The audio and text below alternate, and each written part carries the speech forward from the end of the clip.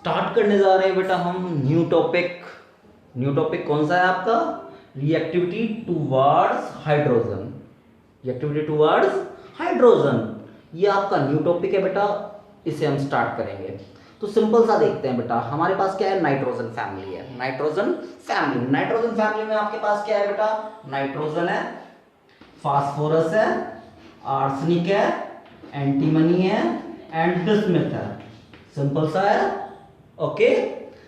अब नाइट्रोजन की रिएक्टिविटी किससे करा रहे हैं आप? हाइड्रोजन से। तो नाइट्रोजन की रिएक्टिविटी जब हाइड्रोजन से कराएंगे तो फॉर्मेशन होगी बेटा अमोनिया की, NH3।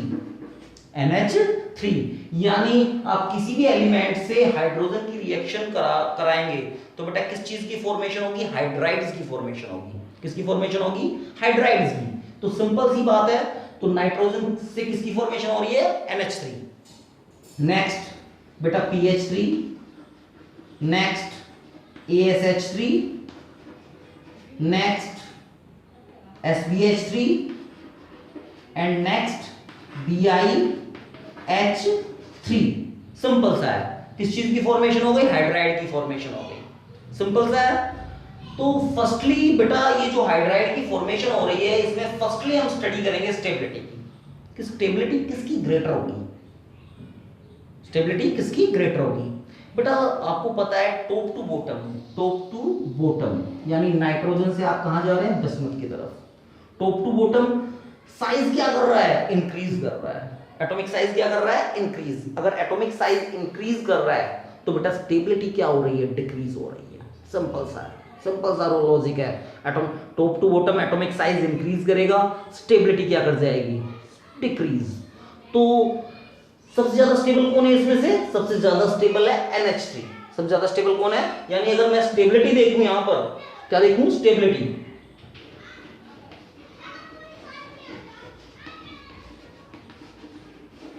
किसकी ज्यादा होगी स्टेबिलिटी? स्टेबिलिटी ज्यादा होगी बेटा NH3 की ग्रेटर होगी। क्लियर है? फिर PH3, ASH3, SBH3 and BiH3। Simple सा है। टॉप टू बॉटम स्टेबिलिटी क्या कर रही है? डिक्रीज कर रही है। Next topic, next point. Next point देखते हैं बेटा इसमें। नेक्स्ट पॉइंट देखते हैं reducing nature.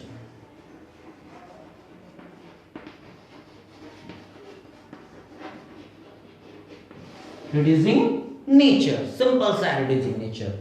Top to bottom atomic size क्या कर रहा है? इंक्रीज।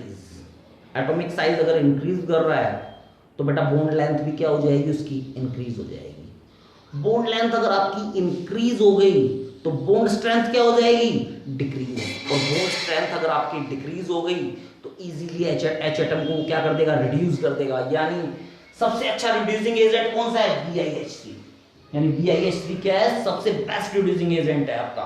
तो सिंपल सा है इसके अंदर NH3, PH3, ASH3, SBH3 and BiH3। BiH3 यानी सबसे बेस्ट रिड्यूसिंग एजेंट कौन है बेटा?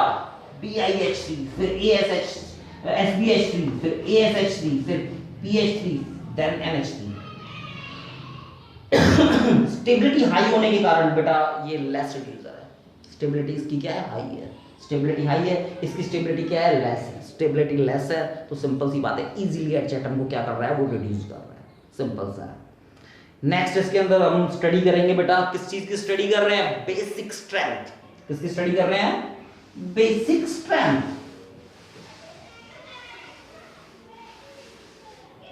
नेक्स्ट इसमें स्टडी कर रहे हैं हम बेसिक स्ट्रेंथ की।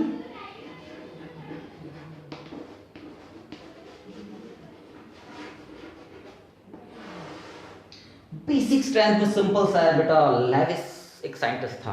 कौन साइंटिस्ट था? लेविस। लेविस ने कहा क्या? लेविस ने एक सिंपल सी स्टेटमेंट दी आपको। क्या स्टेटमेंट दी आपको? सिंपल सी, जो लोन पेयर इजीली वे में डोनेट कर देगा ना बेटा, वो लेविस बेस कहलाएगा। यानी अच्छा बेस, यानी बेस्ट बेस कौन है बेटा? Ammonia, NH3। बेटा सबसे बेस्ट इजीली वे में जो डोनेट कर रहा है, क्या डोनेट कर रहा है? लोन पेयर डोनेट कर रहा है, यानी इजी वे में क्या कर रहा है? लोन पेयर डोनेट कर रहा है। कौन डोनेट कर रहा है? NH3। तो सिंपल सी बात है, ये क्या कहलाएगा? बेस, यानी सबसे ज्यादा जो बेसिक स्ट्रेंथ होगी वो NH3 की होगी बेटा, सिंपल सी बात है। फिर PH3, फिर ASH3, फिर SBH3, फिर BiH3, सिंपल सा है। तो बेटा सबसे अच्छा बेस कौन कहलाया? NH3। फिर PH3, ASH3, SBH3 and last BiH3। Clear है? तो सिंपल सा है बेटा, बेस्ट बेस आपका है NH3। कौन है? NH3। इजीली वे में ये क्या कर देता है? लोन पेयर को क्या करता है? डोनेट करता है। जो लोन पेयर डोनेटर होगा वो क्या कहलाएगा? बेस। क्लियर है? जो सबसे इजीली डोनेट कर देगा वो बेस्ट बेस कहलाएगा। क्या कहलाएगा? Best base. सिंपल सा है। तो बेसिक स्ट्रेंथ के बारे में आप जान चुके हैं। अब बेसिक स्ट्रेंथ के बारे में अगर आप जान चुके हैं तो नेक्स्ट मैं आपको स्टडी कराने जा रहा हूं। किसकी स्टडी कराने जा रहा हूं? मेल्टिंग पॉइंट की। किसकी स्टडी कराने जा रहा हूं? Melting point.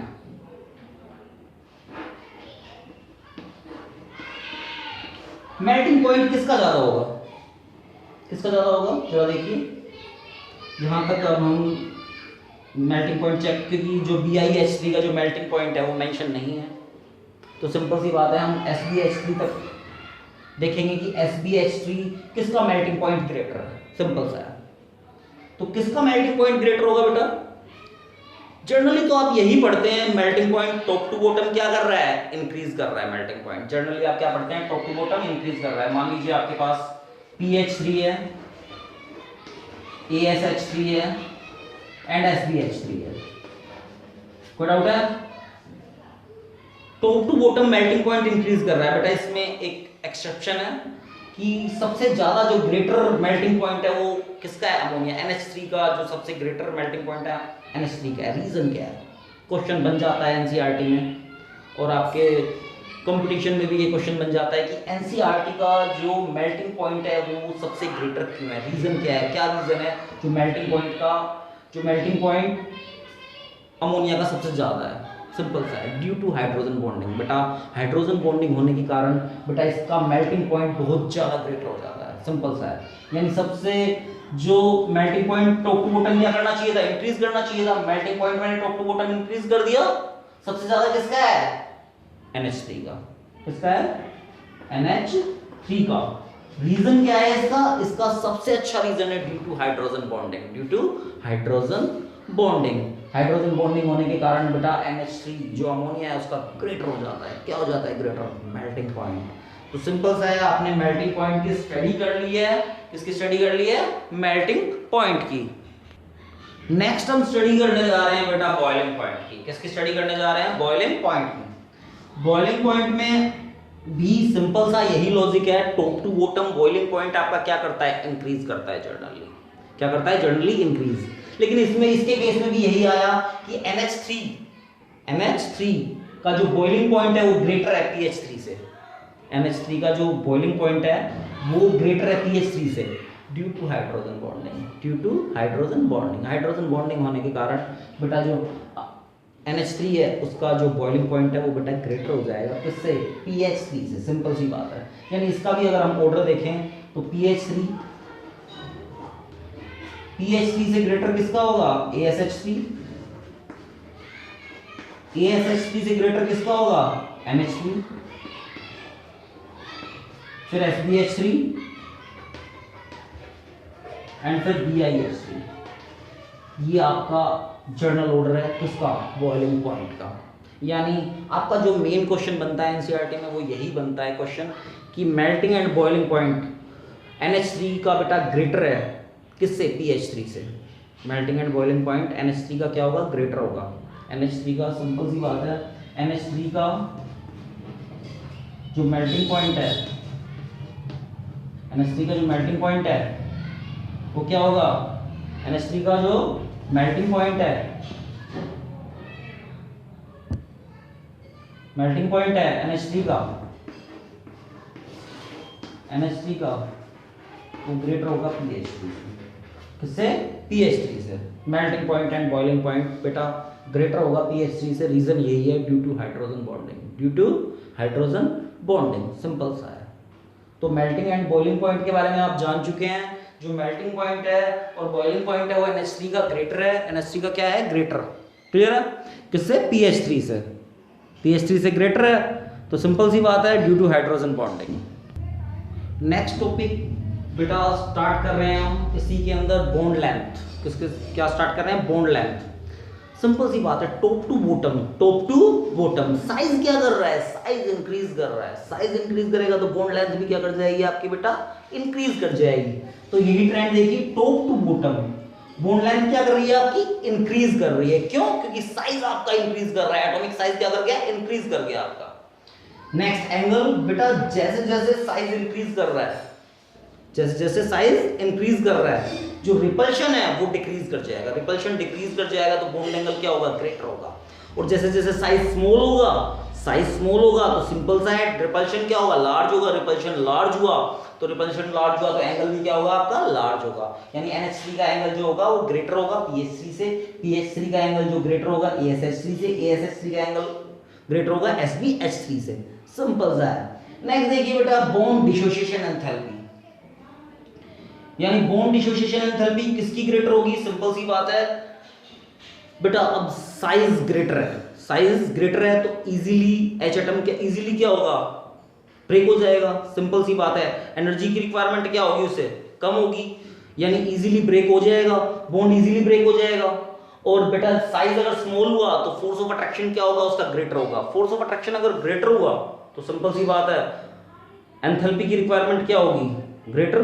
तो बॉन्ड डिसोसिएशन एंथैल्पी बेटा लार्ज होगी स्मॉल साइज की। स्मॉल साइज की लार्ज इसलिए है क्योंकि फोर्स ऑफ अट्रैक्शन बहुत ज्यादा ग्रेटर है यहाँ पर। अब बहुत ज्यादा ग्रेटर होने के कारण बॉन्ड एंथैल्पी भी बहुत ज्यादा ग्रेटर है यहाँ पर। सिंपल सी बात है।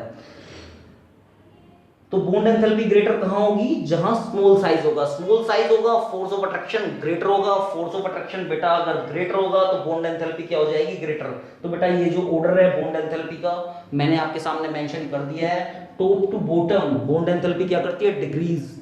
टॉप टू बॉटम एंगल क्या करते हैं? डिक्रीज करते हैं, क्योंकि साइज इंक्रीज कर रहा है। साइज क्या कर रहा है? इंक्रीज कर रहा है। सिंपल सी बात है। Top to bottom bond length क्या करती है? इंक्रीज करती है, क्योंकि साइज इंक्रीज कर रहा है तो बॉन्ड लेंथ भी क्या कर जाएगी आपकी? इंक्रीज कर जाएगी। तो रिएक्टिविटी टुवर्ड्स हाइड्रोजन आपका कंप्लीट हो चुका है। नेक्स्ट टॉपिक हम स्टडी करेंगे। अब हम नेक्स्ट टॉपिक की क्या करेंगे? स्टडी करेंगे बेटा। नेक्स्ट टॉपिक आ गया हमारा। नेक्स्ट टॉपिक कौन सा आ गया बेटा? नेक्स्ट टॉपिक आया reactivity towards oxygen. Reactivity towards oxygen आपको पता है, सिंपल सा है बेटा। मैं मान लेता हूं ये ई आपका कोई एलिमेंट है, क्लियर है? नाइट्रोजन फैमिली का क्या है? ई ना पी ऐसे सबके बीच, यानी ई आपका कुछ भी हो सकता है। आपको पता है इसकी जो ऑक्सीडेशन स्टेट है इनकी वो +3 भी है और +5 भी है। तो सिंपल सी बात है, यानी ई की ऑक्सीडेशन स्टेट मान लो मैं +3 मान लेता हूं, तो ऑक्सीजन की कितनी होती है? 2। क्लियर है? ऑक्सीजन कितना होता है? -2 वैलेंसी होती है बेटा। इसकी कितनी होती है? 3 होती है। सिंपल सी बात है, चार्ज हटा लेंगे और मल्टीप्लाई करेंगे तो पहला ऑक्साइड बनाएगा E2O3। क्लियर है? तो पहला ऑक्साइड बना आपके पास E2O3। नेक्स्ट ऑक्साइड देखते हैं, यानी ये E है, ये 5 लिखा मैंने, ऑक्सीजन का 2, यानी सिंपल सी बात है, ये आपने 10 में पढ़ा था E2O5। यानी पहला ऑक्साइड की फॉर्मेशन जो हुई आपके E2O3 की फॉर्मेशन हुई, जो सेकंड ऑक्साइड की फॉर्मेशन हुई वो E2O5 की फॉर्मेशन हुई। तो सिंपल सी बात है, आपके पास 2 टाइप के ऑक्साइड की फॉर्मेशन हो गई, E2O3 एंड E2O5। ये दो ऑक्साइड आपके पास आ गए, E2O3 एंड E2O5। सिंपल सा है, 2 ऑक्साइड की फॉर्मेशन आपने कर ली। ऑक्सीजन के साथ जब रिएक्ट करेगा बेटा एलिमेंट, नाइट्रोजन फैमिली का कोई भी एलिमेंट जब ऑक्सीजन के साथ रिएक्ट करेगा तो या तो E2O3 की फॉर्मेशन करेगा या E2O5 की फॉर्मेशन करेगा। E2O3 एंड E2O5 की फॉर्मेशन कर रहा है बेटा। सिंपल सी बात है, एलिमेंट आपके पास कौन कौन से हैं? ना पी ऐसे सबके बीच, ना पी ऐसे सबके बीच, यानी नाइट्रोजन है, फास्फोरस है, आर्सेनिक है, एंटीमनी है एंड बिस्मथ है। Top to bottom, top to bottom oxidation state क्या कर रही है आपकी, डिक्रीज कर रही है। ऑक्सीडेशन स्टेट क्या कर रही है, डिक्रीज कर रही है। ऑक्सीडेशन स्टेट डिक्रीज कर रही है, रीजन क्या है ऑक्सीडेशन स्टेट डिक्रीज करने का top to bottom? Top to bottom oxidation state इसलिए डिक्रीज कर रही है बेटा due to inert pair effect, due to inert pair effect. Inert pair effect होने के कारण बेटा आपकी जो ऑक्सीडेशन स्टेट है बेटा वो क्या कर गई, डिक्रीज कर गई। अब ऑक्सीडेशन स्टेट बेटा आपकी डिक्रीज कर गई, सिंपल सा है, ऑक्सीडेशन स्टेट डिक्रीज कर गई। तो जो एसिडिक स्ट्रेंथ है बेटा आप, अब हम बात करेंगे बेटा एसिडिक स्ट्रेंथ के बारे में। सिंपल सी बात है, higher oxidation state, higher oxidation state, higher oxidation state, अगर ऑक्सीडेशन स्टेट हायर है तो एसिडिक स्ट्रेंथ भी क्या होगी,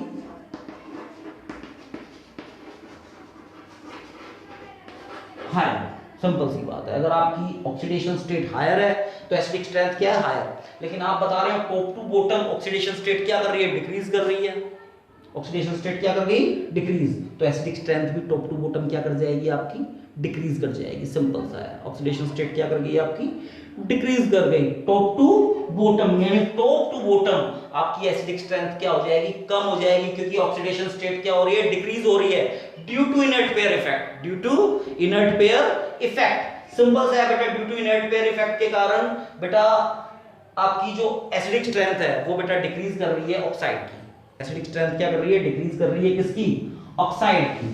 सिंपल सा है। तो बेटा ये भी आप स्टडी कर चुके हैं कि higher oxidation state, more oxidation state, higher oxidation state हो गई या मोर ऑक्सीडेशन स्टेट हो गई तो मोर एसिडिक स्ट्रेंथ हो जाएगी आपकी।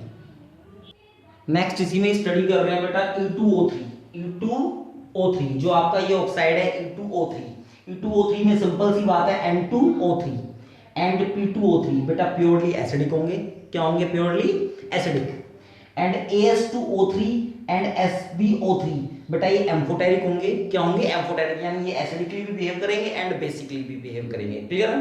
एंड लास्ट BiO3 बेटा ये प्रीडोमिनेंटली बेसिक होगा, ये क्या होगा, प्रीडोमिनेंटली बेसिक। तो सिंपल सी बात है, टॉप टू बॉटम जो एसिडिक नेचर है वो आप देख रहे हैं डिक्रीज कर रहा है, क्या कर रहा है, डिक्रीज कर रहा है, क्योंकि ऑक्सीडेशन स्टेट क्या कर रही है, डिक्रीज कर रही है। और ऑक्सीडेशन स्टेट के डिक्रीज होने का कारण due to inert pair effect, due to inert pair effect. तो आपने E2O3 के ऑक्साइड्स के बारे में जान लिया है, N2O3, P2O3, AS2O3, SbO3 and BiO3। Simple सी बात है, first two purely acidic, next two amphoteric and last BiO3 predominantly basic. तो बेटा आपका कंप्लीट हो चुका है रिएक्टिविटी टुवर्ड्स ऑक्सीजन। क्या कंप्लीट हो चुका है, रिएक्टिविटी टुवर्ड्स ऑक्सीजन हम कंप्लीट कर चुके हैं। नेक्स्ट टॉपिक आ गया है बेटा हमारे पास reactivity towards halogen, reactivity towards halogen. Simple सी बात है, रिएक्टिविटी टुवर्ड्स हैलोजन बेटा अब हम देखेंगे तो हमारे पास टू टाइप्स के हैलोजन बनेंगे बेटा। सिंपल सी बात है, जो एलिमेंट है बेटा उसकी ऑक्सीडेशन स्टेट +3 भी है एंड +5 भी है। तो सिंपल सी बात है, EX3 की फॉर्मेशन हो जाएगी एंड EX5 की फॉर्मेशन हो जाएगी, क्लियर। अब सिंपल सा है, इसमें आपने फॉर्मेशन करी EX3 एंड EX5, यानी एलिमेंट कौन से हैं आप जरा एलिमेंट देख लेते हैं। एलिमेंट है आपके पास ना पी ऐसे सबके बीच, यानी नाइट्रोजन है, फास्फोरस है, आर्सेनिक है, एंटीमनी है एंड बिस्मथ है। हैलोजन कौन कौन से होते हैं जरा हम देख लेते हैं। हैलोजन हमारे पास है FCl, Br एंड I, ये आपके हैलोजन है बेटा। X होता है फ्लोरीन हो सकता है, क्लोरीन हो सकता है, ब्रोमीन हो सकता है एंड आयोडीन हो सकता है। Fluorine, chlorine, bromine and iodine, simple सी बात है, क्लियर है। इसमें एक बहुत अच्छा क्वेश्चन बना बेटा, सिंपल सा है क्वेश्चन, बहुत अच्छा बना आपके पास। NCl जो 3 है वो एग्जिस्ट करता है, NCl3 क्या करता है, एग्जिस्ट करता है, लेकिन NCl5 एग्जिस्ट नहीं करता बेटा, ये एग्जिस्ट नहीं करता। क्या रीजन है कि ये एग्जिस्ट नहीं कर पाता है, क्या रीजन है आपका कि एग्जिस्ट नहीं कर पाता है? क्योंकि बेटा d ऑर्बिटल अवेलेबल नहीं है, किसके पास, नाइट्रोजन के पास। अनअवेलेबिलिटी ऑफ डी ऑर्बिटल, यानी डी ऑर्बिटल किसके पास नहीं है, नाइट्रोजन के पास। अब नाइट्रोजन के पास बेटा डी ऑर्बिटल वैकेंट नहीं है, सिंपल सी बात है, क्या वैकेंट नहीं है, डी ऑर्बिटल। तो बेटा NCl5 एग्जिस्ट नहीं करेगा, PCl5 यानी NCl3 एग्जिस्ट कर जाएगा, NCl5 एग्जिस्ट नहीं करेगा, सिंपल सी बात है। NCl5 एग्जिस्ट नहीं करता। दूसरा क्वेश्चन ये भी बन सकता है, NCl5 एग्जिस्ट नहीं करता लेकिन PCl5 एग्जिस्ट कर जाता है, PCl5 एग्जिस्ट कर जाता है, NCl5 एग्जिस्ट नहीं करता। रीजन क्या है बेटा, वही रीजन है क्योंकि जो फास्फोरस है उसके अंदर डी ऑर्बिटल बेटा अवेलेबल है, डी ऑर्बिटल वैकेंट है, डी ऑर्बिटल वैकेंट है, तो PCl5 एग्जिस्ट करता है, PCl5 एग्जिस्ट करता है, लेकिन इसके अंदर डी ऑर्बिटल अवेलेबल नहीं है तो NCl5 एग्जिस्ट नहीं करता। तो बेटा आपके दोनों ही क्वेश्चंस बन गए हैं, सिंपल सा है। इसके अंदर डी ऑर्बिटल वैकेंट, सिंपल सी बात है, डी ऑर्बिटल वैकेंट नहीं है। नाइट्रोजन के अंदर आपने स्टार्टिंग में ही स्टडी कर ली थी कि डी ऑर्बिटल वैकेंट नहीं है, नाइट्रोजन में अवेलेबिलिटी नहीं है किसकी, डी ऑर्बिटल की, किसकी, डी ऑर्बिटल की। तो सिंपल सा है। तो बेटा ये क्वेश्चंस आपका क्लियर हो गया है। एनसीईआरटी में एक क्वेश्चन बनता है कि NCl5 एग्जिस्ट नहीं करता, PCl5 एग्जिस्ट कर जाता है, सिंपल सा है। तो बेटा आप ये क्वेश्चंस कंप्लीट कर चुके हैं, इसी में हम आगे देखेंगे बेटा। इसी में मैं स्टडी कर रहा हूं बेटा पेंटा जो हैलाइड्स हैं, पेंटा हैलाइड वो मोर कोवलेंट होते हैं ट्राई हैलाइड से, मोर कोवलेंट होते हैं ट्राई हैलाइड से। और कोवलेंट कौन होता है, जो शेयरिंग ऑफ इलेक्ट्रॉन करता है। तो पेंटा हैलाइड मोर कोवलेंट होगा किससे, ट्राई हैलाइड से, किससे, ट्राई हैलाइड से, सिंपल सा है। तो बेटा आपका कंप्लीट हो चुका है reactivity towards halogen, reactivity towards halogen आपका क्या हो चुका है, कंप्लीट हो चुका है। नेक्स्ट जो हम स्टडी करने जा रहे हैं, क्या स्टडी करने जा रहे हैं, reactivity towards, reactivity towards last है हमारे पास मेटल्स, क्या है, मेटल्स।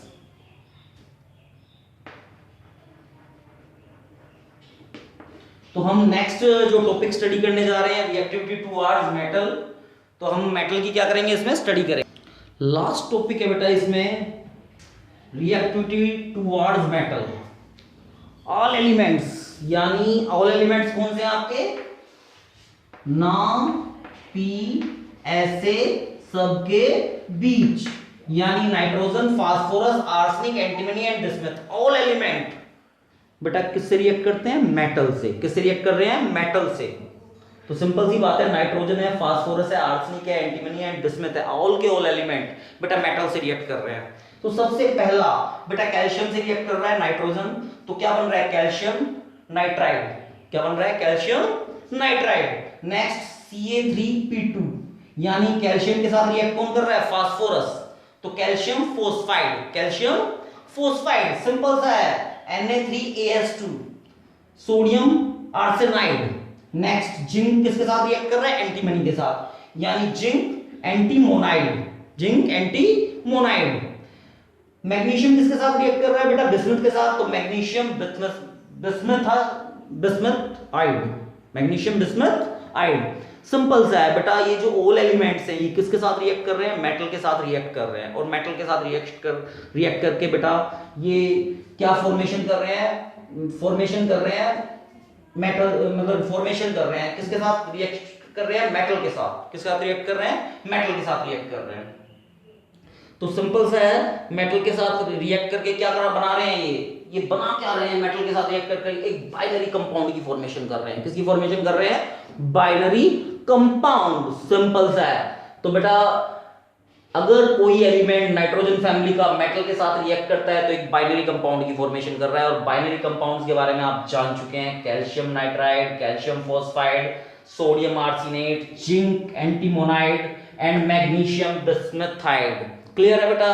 तो सिंपल सा है बेटा, ये सारा का सारा आप कंप्लीट कर चुके हैं। रिएक्टिविटी टुवर्ड्स मेटल के बाद मेटल की भी आप रिएक्शन कर मेटल के बारे में भी आप जान चुके हैं। और बेटा अब ये टॉपिक आपका फिनिश हो गया है। अब हम नेक्स्ट टॉपिक के बारे में बात करेंगे। किसके बारे में बात करेंगे, नेक्स्ट टॉपिक के बारे में। क्लियर है, थैंक यू।